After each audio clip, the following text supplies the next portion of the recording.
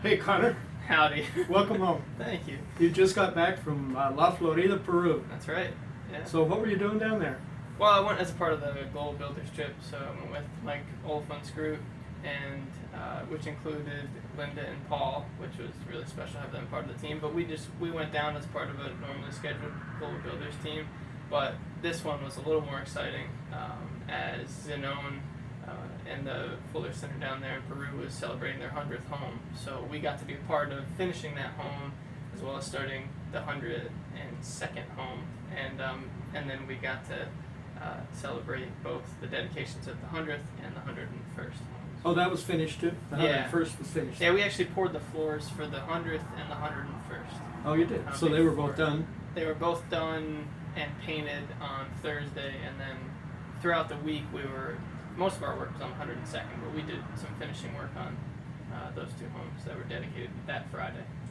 So the Linda that you mentioned is Yeah. Linda Fuller. Exactly. Yeah. And this was a return trip for her. Yeah. Did she have a good time? Awesome time, and there was so we had a great week of working. The dedication was great fun, but even before the trip, she got to reconnect with a guy named Millard Zenon Rodriguez, who was the firstborn in the Puno project, where Zenon and Zenon is now Fuller Center, but when Zenon was leading the habitat, it was in Puno, and one of the first homes built there was the home that Millard Zenon, this Peruvian guy, was born in, and he was named obviously after Millard Fuller and then Zenon Colque. And he has grown up and has just been like a shining example of what a home can do for the next generation in a family. And so he reached out to Linda, not knowing that she was coming, just to kind of connect and share his thanks for Millard's impact on his life.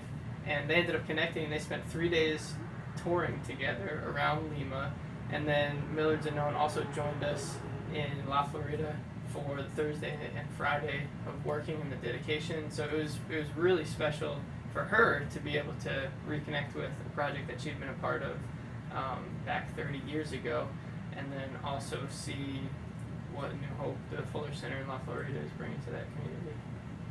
So Millard Zenon is a sculptor. Yeah, he is. And I understand that you work side by side, and he had a little different style. Yeah. There was a running joke on the work site, which was just an observation of how he would just strategically and beautifully mold the mortar before placing the brick, as opposed to my slop it on and smack it down and just smear it around. We were working together and just talking to each other, but I was focused on what I was doing, and I looked over and I saw him like with two trowels just neatly sculpting his mortar beneath the bricks. But I guess there's many ways to do it. His was prettier, but there's artistry in it. There. Yeah. So La Florida, now I was there before we started doing anything. And my recollection of the place was that here's this little village that was pretty derelict. Yeah. But you look any direction away from it, and it's like the backside of the moon. Yeah. It's just desolate. Yeah. Brown. Yeah. Nothingness out Mhm. there. But La Florida, that's the flowering place. Right. And it's flowering, I guess. Yeah, a lot of water. Obviously, it's in a desert, and the surroundings is, like you said, like there's just dirt, hills. You feel like you're on the moon. It's like just feels kind of lifeless. But down through the center of the town is that aqueduct that brings the water from the higher elevation, and it supplies water to that whole agricultural region. So there's like a lot of life there. You can get the water there, but the town in and of itself is like starting to just build momentum. There's street lights down the center. There's many homes that are being built by the Fuller Center and by others, and it's just slowly starting to develop and kind of coagulate into a community, I would say. Yeah, it's exciting to see that happen. There's a number of things that come out of this. The Millard Zenon thing Yeah. You know, what a testimony of the power of this work. Yeah. If a kid can come out of it and succeed the way he had, and I guess he's quite a sculptor. I guess he's a very talented Very guy. impressive. Yeah. And then we see this little village that's turned from you know, a pretty dirty little place into a nice little village. Yeah. It's not that big, so 100 houses has an impact. Oh yeah, Yeah, you see them all over town because Yeah. I mean they have a distinctive roof from the rest of the brick homes. So as you're just going through town, you can pick them out. Pick 'em out. Yeah, and they're I mean on any given street you'll probably find one. So what was the highlight of the trip for you? For me, probably the dedications. I mean that's a moment where you've gotten to work alongside these families throughout the week.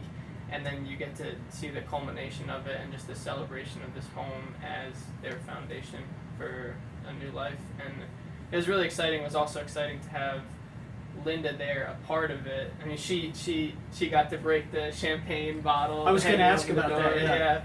Yeah. So she and Zenon broke it with a hammer. They popped it pretty good. And it was in like a plastic bag to try and catch the glass. They busted right through it. But nobody was hurt, but it was like a big explosion all over in the front of the house. But it was exciting to get to be a part of that dedication, and Linda just to share her heart because she got a chance to speak in front of the group that was there and speak to the families, and it was funny trying to watch the translator translate "love in the mortar joints." Oh, yeah. It was a bit of a tricky saying, but I think they got the message that like we're there not just building houses, we're building them as a calling and as just a foundation for this family's life, and hoping that God can work through this home in a great way. Another thing they have down there that I was going to mention, let me grab this. We Oh yeah. we have a good relationship with the government down there. We do. And you brought back this resolution Sure. from the city council Sure did. honoring the Fuller Center for the good work that we're doing there. Yeah. So when you put all that together, you get the church, you get the government, you get good volunteers, and you get families in need. It could create quite a dynamic. Yeah. It's really we got a lot of momentum down there, and it's an exciting example of Fuller Center's work. It really is. Well, you'll have to go back in 30 years and meet someone who's come out of the project and turned into something significant. Absolutely, that would be fun.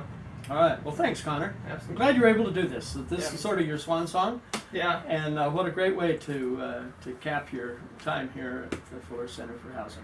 Sure. All right. Thank you. You're welcome.